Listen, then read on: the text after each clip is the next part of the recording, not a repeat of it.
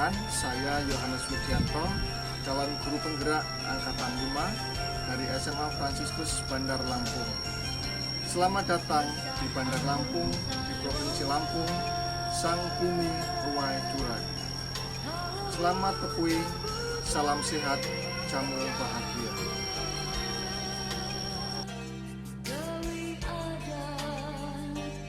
Tabi'un, salam dan bahagia.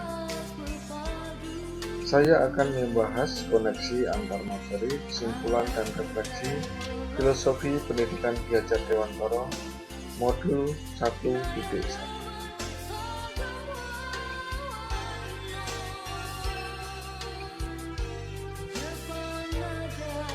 Rekan-rekan guru se-Indonesia, inilah saya Yohanes Widianto, CGP Angkatan 5 dari SMA Fransiskus, dan saya akan memperkenalkan pengajar praktik yang setia mendampingi saya, membimbing saya, Ibu Maranantia Suprapto. Petani selalu memiliki lahan atau ladang.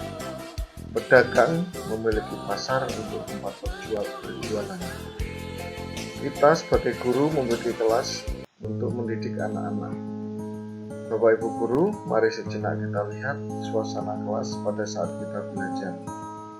Mungkin seperti ini, kelasnya hening, guru menyampaikan materi, menjelaskan materi, menyampaikan PPT, siswa mengerjakan tugas-tugas ataupun LKPD, siswa mengerjakan ujian, dan akhirnya siswa mendapatkan nilai apakah dia akan lulus KKN atau dia harus remedi. Inilah sebagian dari aktivitas guru.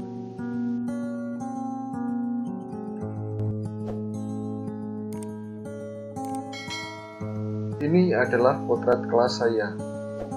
Mungkin juga ada juga Bapak Ibu guru yang memiliki kurang lebih sama. Saya berpikir bahwa guru yang berhasil itu adalah suasana kelasnya hening, siswa menuruti seluruh perintah guru, siswa lulus ujian atau KKN, atau juga guru merasa gagal karena di kelas ada siswa yang membuat siswa ribut sehingga pembelajaran tidak fokus.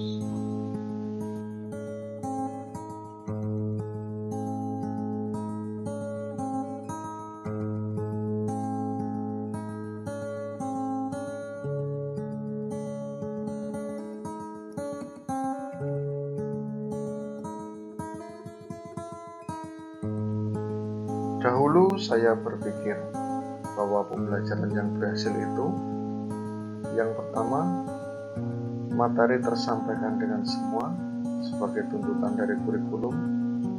Yang kedua, siswa mengikuti instruksi perintah guru. Yang ketiga, siswa selalu antusias dalam mengerjakan tugas. Yang keempat, siswa lulus KKN. Yang kelima, siswa dapat melanjutkan kuliah dan akhirnya bisa bekerja.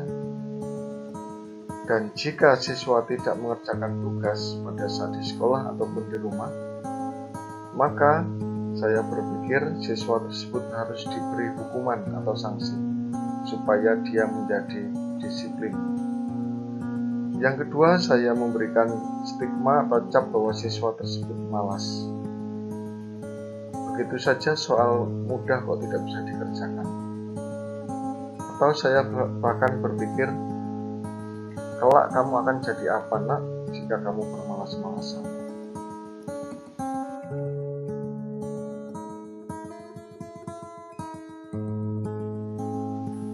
Setelah saya belajar tentang filosofi pendidikan menurut Ki Hajar Dewantara bersama dengan narasumber, instruktur, pengajar praktek, rekan-rekan sejawat, kemudian membaca modul yang disediakan, maka pikiran dan hati saya terbuka tentang paradigma pembelajaran.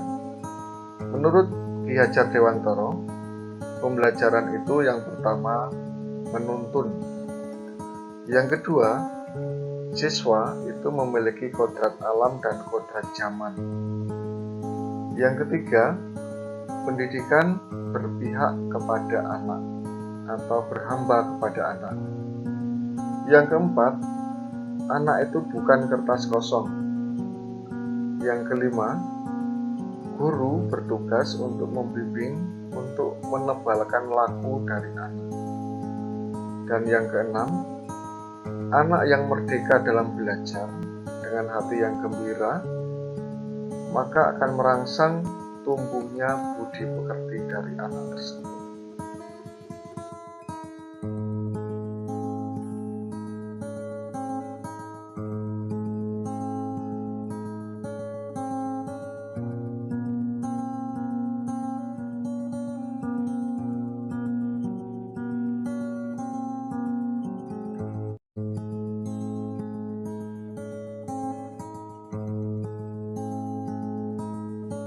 Ki Hajar Dewantara mengumpamakan bahwa pendidik itu sama seperti petani. Petani dengan kesederhanaannya, dengan ketulusannya merawat tanaman padi, memupuk, memberi air, menyiangi rumput, mengobati jika ada penyakit. Namun petani tidak berkuasa untuk menentukan apakah bulir padinya nanti akan berisi super atau biasa saja, atau bahkan meminta padi berbuah seperti jagung. Inilah tugas pendidik. Yang pertama adalah melayani dengan ikhlas hati untuk menuntun, membimbing, merangsang siswa-siswi berkembang, tetapi tidak menjas atau memberi label. Kamu malas, pasti kamu tidak akan sukses, atau sebaliknya.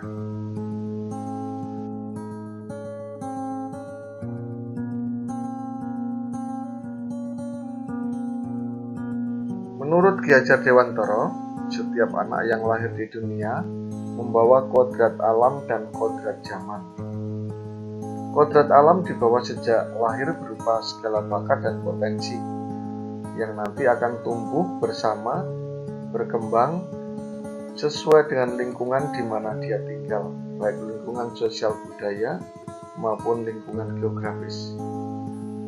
Sedangkan kodrat zaman adalah di mana anak-anak harus menyesuaikan dengan situasi zaman saat ini. Seperti saat ini, begitu derasnya arus informasi teknologi informasi, sehingga anak-anak pada saat ini harus disiapkan untuk bisa mengembangkan keterampilan abad 21. Di antaranya adalah kolaborasi, gotong royong, bernalar kritis, dan keterampilan-keterampilan yang lain. Sebagai seorang guru, kita sangat akrab dengan istilah pembelajaran berpusat pada siswa. Kalimat yang sering dan mudah kita ucapkan atau kita dengarkan, tetapi sangat sulit untuk kita praktekkan. Dalam bahasa Ki Hajar Dewantara, pembelajaran berpusat pada siswa itu sama halnya dengan berhamba pada anak. Mengapa demikian? Karena anak yang terlahir bukan kertas kosong tetapi punya bakat atau benang yang masih samar-samar, yang harus ditenun, yang harus dirangkai, yang harus dikembangkan. Tugas guru adalah menebalkan garis samar-samar itu dalam artian karakter yang dimiliki. Dalam mendidik selalu menerapkan trilogi pendidikan, yaitu ing ngarsa sung tulodo, ing madya mangun karsa, tutwuri handayani.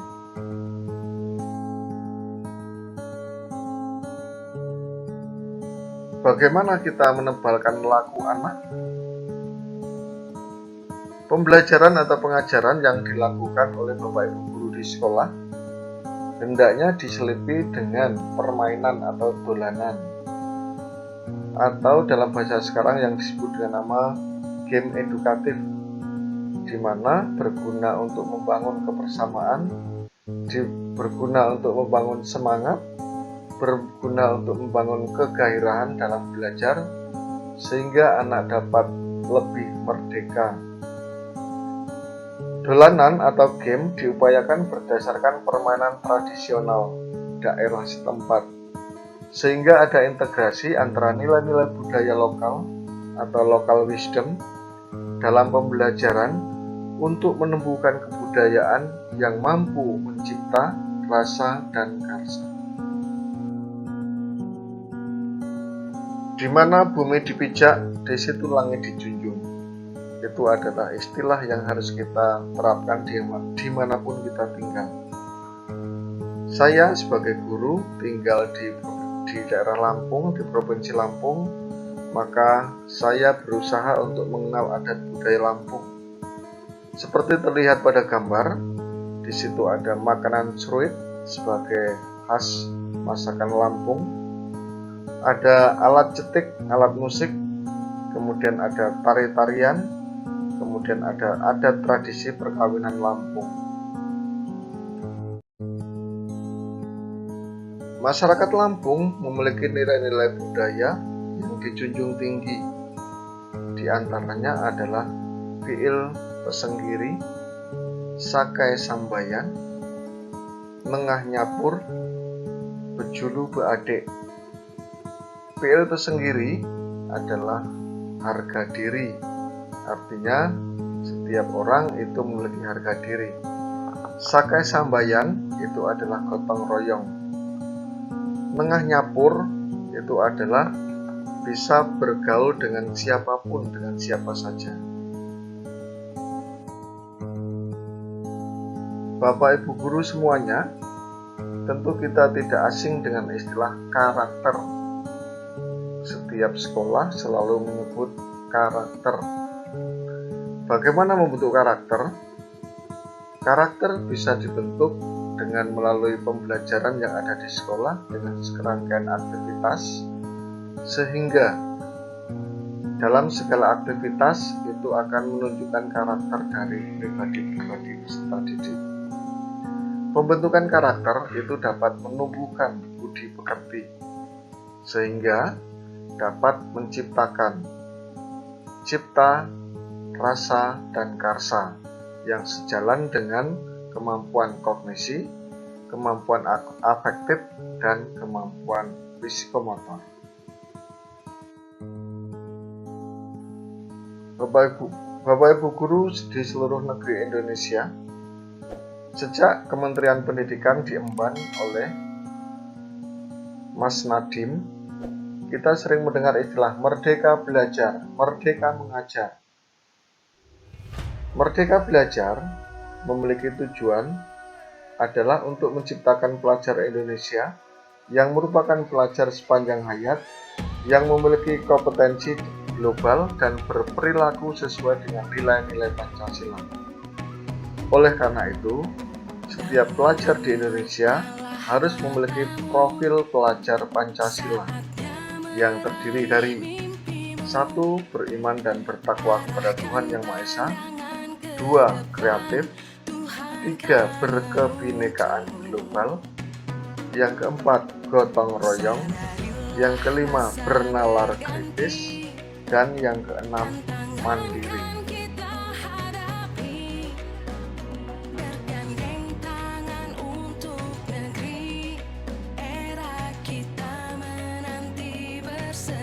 Setelah saya mengulas tentang filosofi pendidikan menurut Ki Hajar Dewantara, pertanyaannya adalah, apa yang akan saya lakukan dalam pembelajaran setelah mengerti tentang pemikiran Cahadi? Oleh karena itu, yang bisa saya lakukan adalah yang pertama, saya berkoordinasi dengan kepala-sekolah dan rekan sejawat. Yang kedua, saya akan menginventarisasi tantangan yang ada di dalam diri saya sendiri, juga peluang maupun yang ada di dalam ekosistem sekolah. Yang ketiga, saya akan berusaha menemukan sisi positif setiap peserta didik sebagai bekal membangun positif diri. Dan yang berikutnya, saya akan merumuskan dan mewujudkan aksi nyata pembelajaran yang berhamba kepada anak.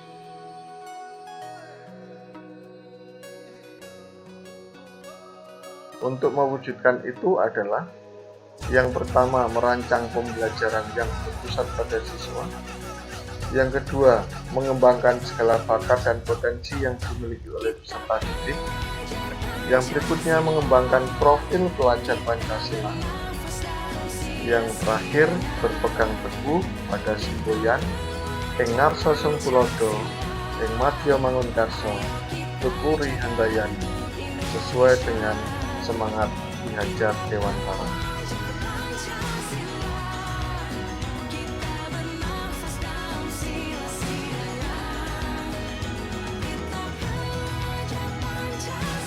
Rekan-rekan guru semuanya, kita menyadari bahwa setiap perjuangan itu butuh waktu, butuh tenaga, dan setiap perjuangan itu membutuhkan energi yang ekstra. Oleh karena itu, mari kita bersama berkolaborasi, kita bersinergi, bergotong royong, mewujudkan mimpi besar Merdeka Belajar untuk mewujudkan profil pelajar Pancasila, sehingga dunia akan berubah dengan majunya pendidikan, salah satunya dimulai dari kelas. Teman-teman guru semuanya, melalui sejarah kita tahu bahwa bangsa Indonesia bisa merdeka butuh perjuangan yang panjang. Oleh karena itu, mari kita bersama niatkan, luruskan niatkan hati, mari kita berikhtiar untuk mewujudkan Merdeka Belajar, sehingga timbul generasi-generasi unggul di masa yang akan datang untuk merubah wajah Indonesia lebih baik lagi. Semangat, saya percaya bahwa Bapak Ibu hebat bisa mewujudkan mimpi besar itu. Terima kasih.